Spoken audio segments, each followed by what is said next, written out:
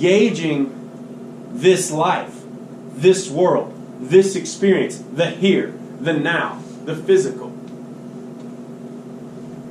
Socrates and Plato and various theologians, they don't give the world any credit. It's nasty. It's nasty. There's something else out there. It could be heaven. It could be transcendence. It could even be like, let's go colonize another world because this world sucks. The point is, they're trying to get off the island. They're trying to leave. Jack, though, is fully engaged. Does that make sense to you? He ain't trying to leave. He's trying to live life. He's trying to live life to the fullest. He's not concerned with the next world. It's an interesting character. Through the ages, you've had various sorts of promises of transcendence. Early on, Plato said in Plato's cave that through the power of our reason, we can transcend our current state. This was then replaced by a religious transcendence, the idea that this life sucks. This is just in preparation for the next life. When it gets a secular tinge, then we have a socio-political, economic type of transcendence, where we are politically promised utopianism, a socialist paradise. If we would adopt economic or political system A, we would transcend our current state. It's wrapped itself in various veneers throughout the centuries, but in essence, it's the same thing. If we do X, we can escape this world, this mortal coil, this body. Jack says, screw it, I like it. Let's hunt, let's fight, let's eat, let's screw. He's the Nietzschean. Now you also have, and if you're taking notes, you need to follow along here. You're beginning to see a spectrum of humanity. We've got Simon, we've got Piggy, we've got Ralph, we've got Jack, we've got Roger. And Golding is presenting us a spectrum. Y'all taking psychology? Anybody taking psychology here? Give me the Freudian orders of being, orders of consciousness. What are they?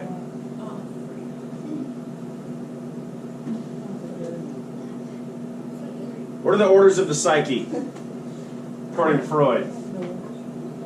Yes. What is that? Speak up, please. Excellent. Ego. Super. Very good. Y'all knew this. We have the id, ego, and superego. What is the ego? He showed us in Batman stance. So I think ego was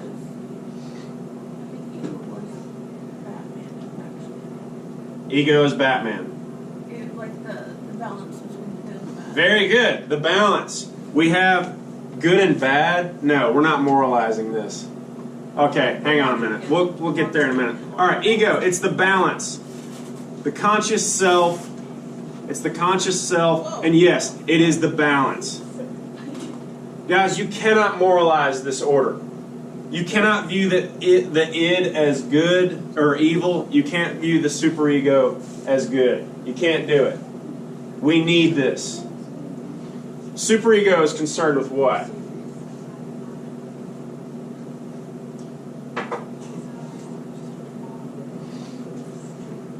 Superego is concerned with what?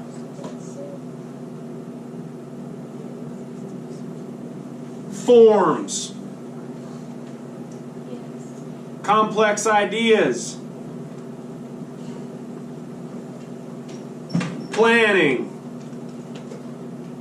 Abstract things. Id, eating. Fighting. Screwing. Immediate desire.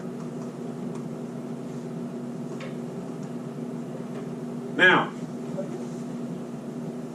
these parts exist within our consciousness. Even though a lot of Freud stuff has been debunked, this is still a pretty elegant model to explain an 18-year-old boy.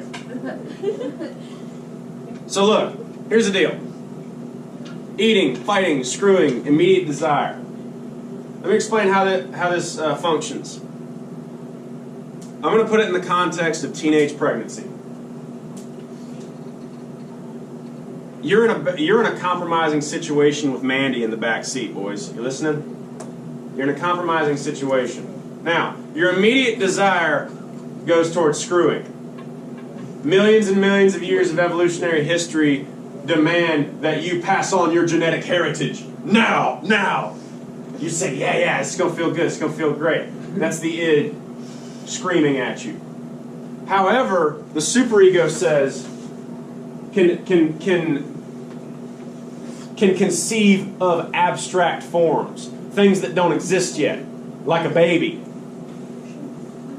The superego says, no, you do this. If you're irresponsible with your sexuality, you're going to make a baby, and you're going to be beholden to that thing for 18 years. Also, you don't want to get wrapped up with Mandy sexually because she's crazier than a bag of ferrets. This is a mistake. This is a bad decision. I know this doesn't seem like a bad decision now, but you're gonna realize it's a bad decision. You're gonna thank me in the morning. The id says, no! Go, bro! You see? Oh, we weren't in the middle of anything. Hello? What's up?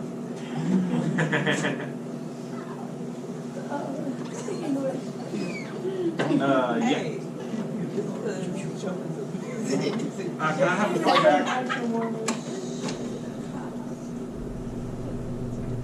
Got it.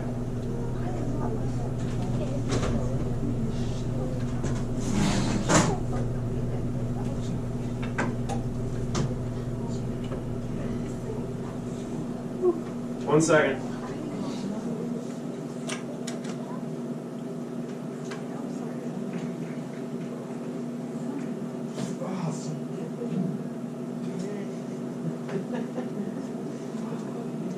One second, children.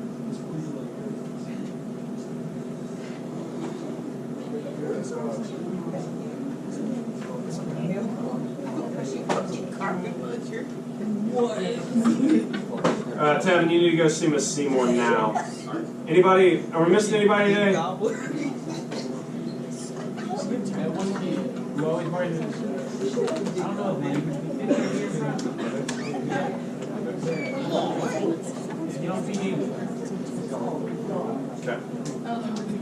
All right, let's get back to it. We're almost done. All right, settle in, kids. I know we were interrupted by a phone call because public high school. All right, so you've got this order of being. The ego is the conscious self, which has to somehow listen to these two impulses.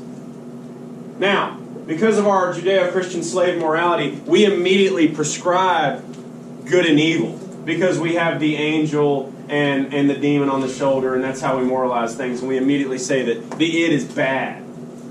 But let me ask you something. Have you ever had your back to a wall and you were in a situation where you didn't have a choice but to fight? That thing that roars up inside you and says either fight or flee, but stay alive. Man, that's this. You need that.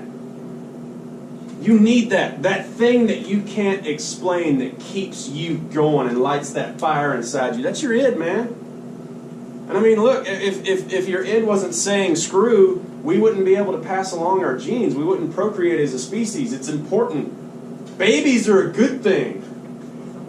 So don't moralize these things. And dude, when you look at genocides, especially government perpetuated genocides, and I hate to use such a cheap example because it's low-hanging fruit, but the Holocaust was something that was planned and thought out, and there was a systemized ritual. It was a bunch of dudes with clipboards.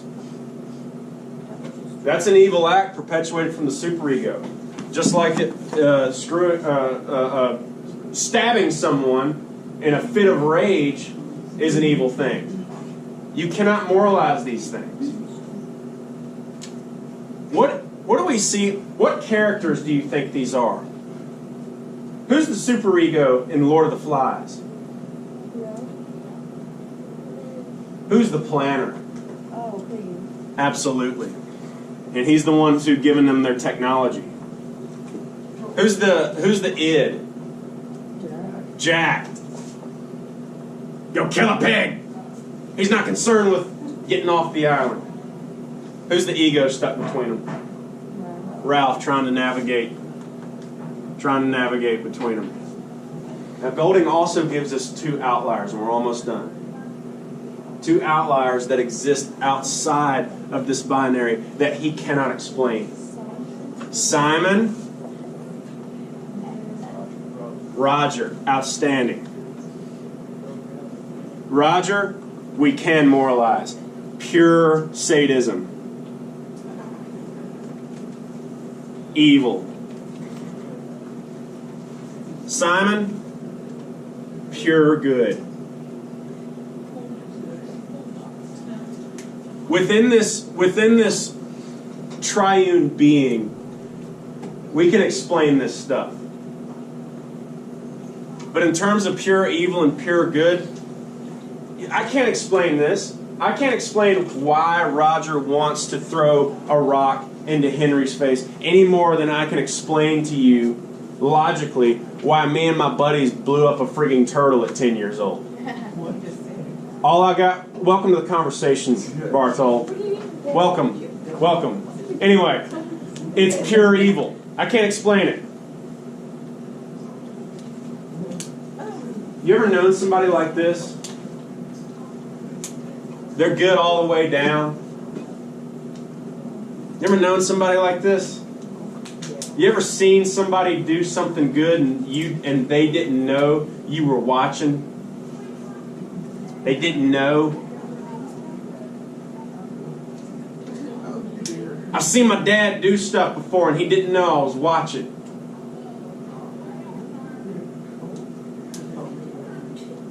Back in the day when our family didn't have a lot of wealth, I watched this lady comes in with a bunch of kids and her tires are the tread is worn off her tires, and he like just low key says, "Get this lady a new set of tires." Didn't think I was watching. I saw it. Paid for her tires, new set of tires for this lady, and just left. Where'd that come from, man? Where'd it come from? He didn't tell anybody, but I saw it. Golding is saying that all across this spectrum, not only are these embodied by these individual characters, but they're also representative of the human heart. And Golding is saying that all five of these things exist within the human heart and mind. Yes, we have a capacity for pure evil that we cannot explain. But here's the good news. Got some good things going on too. And that's it for today, kids. Tiff, go ahead and cut it.